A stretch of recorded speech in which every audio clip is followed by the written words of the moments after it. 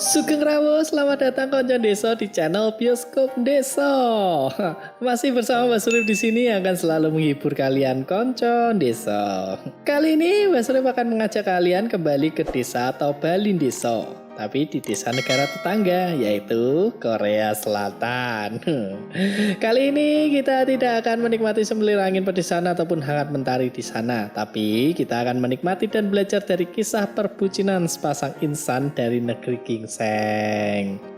Ya, semoga film ini bisa menginspirasi kalian konco desa yang kemarin, sekarang ataupun besok masih tetap menjadi budak cinta. Jadi tetap teguh ya pada pendirian meskipun para jomblo menghinamu di luar sana. Iri bilang bos. Jadi langsung saja selanjutkan kaki rasa sambat, banyakin bersyukur. Yuk cekidot. Ceritanya ada Mas Deso yang merupakan bujang yang lumayan lapo. Namanya Sok Jung. Dia adalah seorang cowok polos pekerja keras. Dia bekerja di peternakan sapi dan sangat menikmatinya. Dia anti dengan bentuk perjodohan. Emang Siti Nurbaya dijodohin. Dia juga dipaksa oleh ibunya untuk mengikuti program pergi ke Filipina untuk mencari jodoh. Yuh. Ada ya program begitu. Kalau di sini juga ada, pasti kalian juga mau dong ikutan koncon desa. Emang dasar ya, jomblones. Suatu hari Sok Jung bertemu cewek cantik di jalan. Dia terpesona dan ngebet banget sama si Ena. Suatu malam Sok Jung dan teman kerjanya mengunjungi tempat karaoke di mana Ena kerja sebagai gadis penghibur yang menemani bernyanyi. Dia pun jadi punya kesempatan kenalan dan ngobrol sama Ena yang emang genit-genit manja. Keesokan harinya, Sok Jung sengaja memesan kopi dari kedai tempat Ena bekerja di siang hari untuk diantarkan ke kamar yang sudah dipesan oleh Sok Jung. Jadi ceritanya Ena ini memang bisa di-booking dengan kedok pesen kopi gitu guys. Duh, bisaan aja ya caranya. Tapi di situ Sok Jung masih polos dan malu-malu karena Enanya gemes, dia dong yang agresif. Selanjutnya bisa ketebak Sok Jung pun makin tergila-gila. Hari-harinya dipenuhi dengan senyuman, gak ketinggalan dia pun menceritakan kebahagiaannya ke sapi temannya selama ini. Walah. Sok Jung jadi rajin anterin susu gratis buat Ena. Meskipun Ena nggak minum susu itu karena dia nggak suka susu. Ya akhirnya susunya malah dibuang percuma. Suatu hari Sok Jung bantu-bantu bersihin plang papan nama kedai kopi. Duh, mulai nih bucinnya. Selain itu Sok Jung juga kasih kode-kode tuh. Dia tanya apakah Ena tertarik dengan laki-laki dan ingin menikah. Tapi jawaban Ena dingin banget kayak es di kutub utara. Dia bilang udah terlalu sibuk sama dirinya sendiri, jadi mana sempat ngurusin suami. Saat lagi makan siang di rumahnya bersama ibu, kakak dan kakak ipar sang ibu pun menyatakan ketidaksetujuannya jika Sok Jung menikahi Ena. Waduh. Tapi Sok Jung tidak putus asa, dia masih berusaha untuk mepet terus si Ena. Sok Jung dan Ena pun nonton romantis ala-ala nonton di alam terbuka gitu. Kayak layar tancap tapi penontonnya duduk di mobil masing-masing. Sayangnya saat nganter Ena pulang, mereka malah beradu argumen. Intinya Ena nggak mau kalau Sok Jung PDKT sama dia. Lah terus kenapa diladenin mbak? Keesokannya, si Sok Jung menemui Ena yang waktu itu habis nganterin kopi ke pelanggan alias enak-enak berbayar.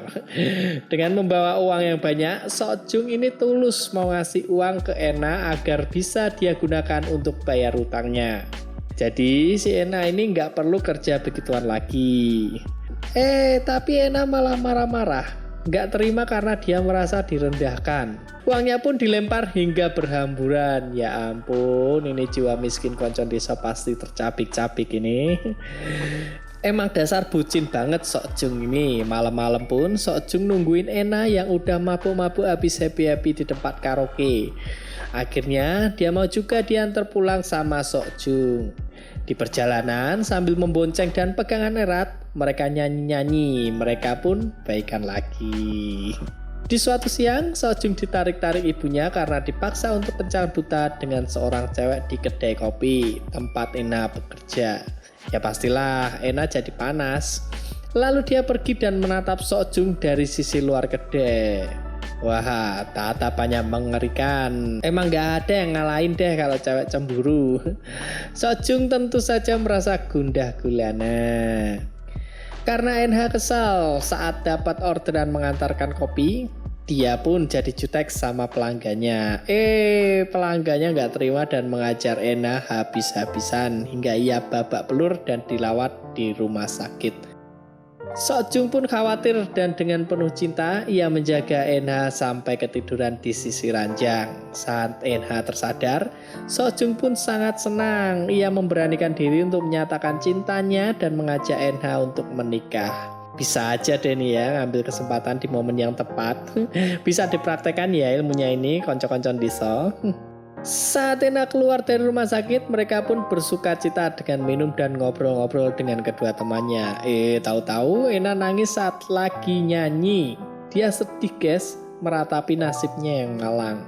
Ena mengatakan hidupnya punya masa lalu yang buruk. Ia punya banyak cerita, tapi Sojung dengan tulus berjanji untuk menerimanya apa adanya.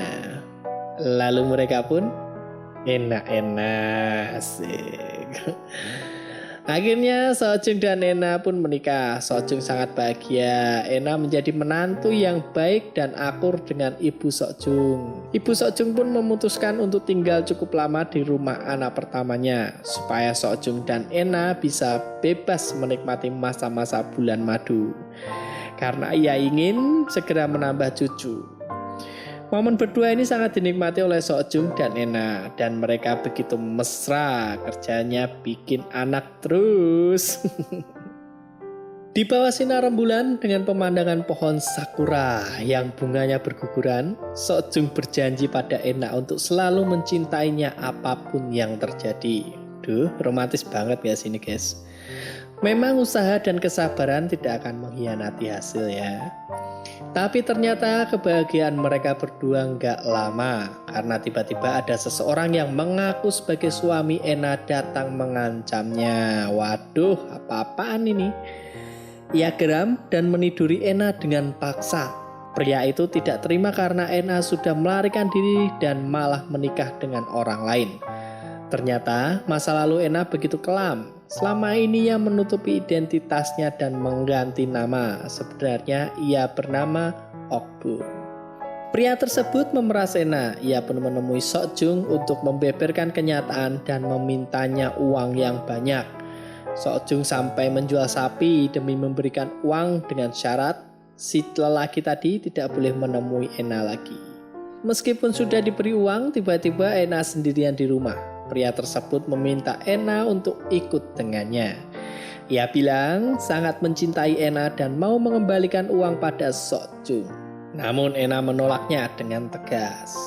Suatu hari di peternakan, seseorang menemui Sojung untuk menanyakan di manakah Ena. Karena nggak merasa kenal dengan pria itu, Sojung pun marah. Tapi ternyata dia adalah dokter dan kemudian memberitahu bahwa sebenarnya Ena telah melakukan tes darah dan hasilnya adalah ia terinfeksi virus HIV. Sojung pun kaget dan sangat sedih. Tetapi ia galau dan memutuskan untuk tidak segera memberitahu Ena. Mungkin saking dia bingung dan gak mau Ena sedih. Suatu malam saat Sojung pulang dengan sedih dan menangis, ia justru semakin sedih saat menemui surat di meja makan. Ternyata Ena telah pergi meninggalkan Sojung dan berjanji akan mengembalikan uangnya. Sojung pun tidak tinggal diam dan berusaha mencarinya. Dalam beberapa waktu, Ena mengirimkan uang kepada Sojung. Melihat alamat bank tempat Ena mengirimkan uang, Sojung pun langsung mendatangi bank tersebut. Tetapi ia tidak bisa mendapatkan info alamat pengirim karena transaksi yang dilakukan langsung melalui teller bank. Ia pun sangat sedih. Di tempat lain, Ena mencoba menjalani hidup baru dengan bekerja di rumah bordil. Sungguh berat sekali hidup Ena ini ya. Hingga suatu hari ia ditangkap polisi karena hasil pemeriksaan kesehatannya menunjukkan bahwa ia terinfeksi HIV. Dan ternyata ia melayani banyak pelanggan yang tidak selalu menggunakan pengaman. Ya, dia dianggap memalsukan tes kesehatannya. Sesuai dengan hukum yang berlaku, maka si Ena harus dihukum penjara. Saat itu, Sok Jung yang mendapat kabar melalui telepon pun langsung tiba di kantor polisi dan histeris. Keesokannya, saat Sok Jung berusaha untuk menemui Ena, dia malah bertemu dengan mantan suami Ena. Mereka pun berkelahi. Saat Sok Jung marah, pria tersebut mengatakan bahwa bagaimanapun aku selalu berhasil menemui Ena. Kau lebih mencintainya? Beginikah caramu menjaganya? Bener juga sih, si mantan suami lebih berusaha meskipun dia juga jahat banget ya. Bucin tapi menyebelin. Dia mengakui dialah orang yang melaporkan Ena ke kepolisian. Ena memohon kepada pengacara untuk membelanya dan berusaha meringankan hukumannya. Ena pun menjelaskan bahwa ia sama sekali tidak tahu bahwa ia tertular HIV. Ia pun bekerja di rumah bordil karena harus melunasi hutangnya. Bermaksud membantu Ena, Sok Jung melakukan wawancara untuk sebuah media. Ia memberikan keterangan tentang kisah hidup Ena. Upaya ini diharapkan dapat memberikan keringanan untuk Ena. Karena muncul di surat kabar, maka berita menyebar luas. Kakak Sok Jung pun marah besar, namun Sok Jung tetap bersikeras untuk menemui Ena. Semua orang di desa membicarakan keluarga mereka. Bahkan semua orang yang sekiranya pernah berinteraksi pun dites untuk mengetahui apakah tertular HIV atau tidak. Suatu hari, sang kakak dan ibu datang ke penjara untuk menemui Ena. Sang kakak yang marah besar mengatakan pada Ena untuk menolak semua niat baik Sok Jung untuk menemaninya hidup bersama. Dalam masa depresi, ketika ibu memarahi Sok Jung yang masih mengenang Ena dengan menonton video rekaman mereka, Sok Jung pun dengan emosional meminum air alkali. Tentu saja itu membahayakan kesehatannya hingga suaranya pun hilang. Di pengadilan, Ena dinyatakan bersalah dan dihukum 2,5 tahun penjara. Ena pun sedih karena Sok Jung tidak hadir saat itu. Dia pun menyaksikan cinta Sok Jung. Ia merasa Sok Jung mengingkari janjinya. Padahal sesungguhnya ya, hingga saat ini Ena masih selalu menatap foto mereka berdua. Saat di rumah sakit, akhirnya sang ibu pun luluh dan membiarkan Sok Jung menjalani hidup sesuai keinginannya. Ibunya memilih akan tinggal bersama anak pertamanya. Tapi tak diduga, Ena mau menemui Sok Jung. Meskipun Sok Jung menunjukkan kertas yang menyatakan kesungguhannya untuk menjaganya, Ena tetap bersikap keras dan mematuhi perintah kakak Sok Jung untuk menolak sikap baiknya. Sok Jung pun sangat sedih dan menangis. Ia berteriak, tetapi suaranya tidak jelas. Ena pun kaget dan menanyakan kondisi Sok Jung karena sesungguhnya memang masih mencintai Sok Jung. Ena pun meminta maaf. Sok Jung kemudian berusaha merusak speaker suara untuk mendapati lubang agar tangannya dapat meraih NH.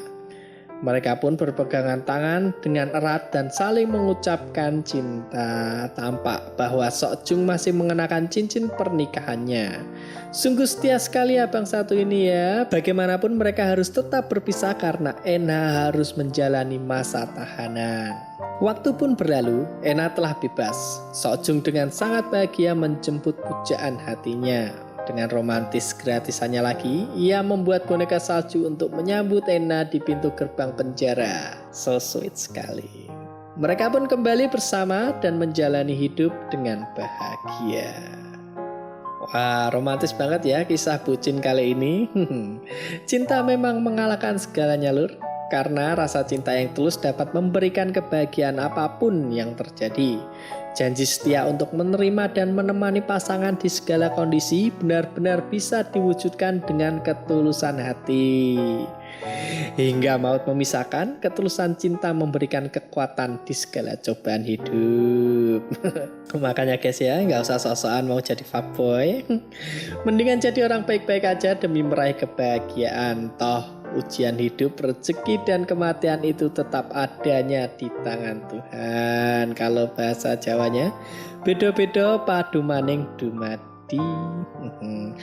Duh, Mbak Surip sampai baper begini. Oke deh konco-konco desa, sampai jumpa di film-film berikutnya. Matur nuwun nggih.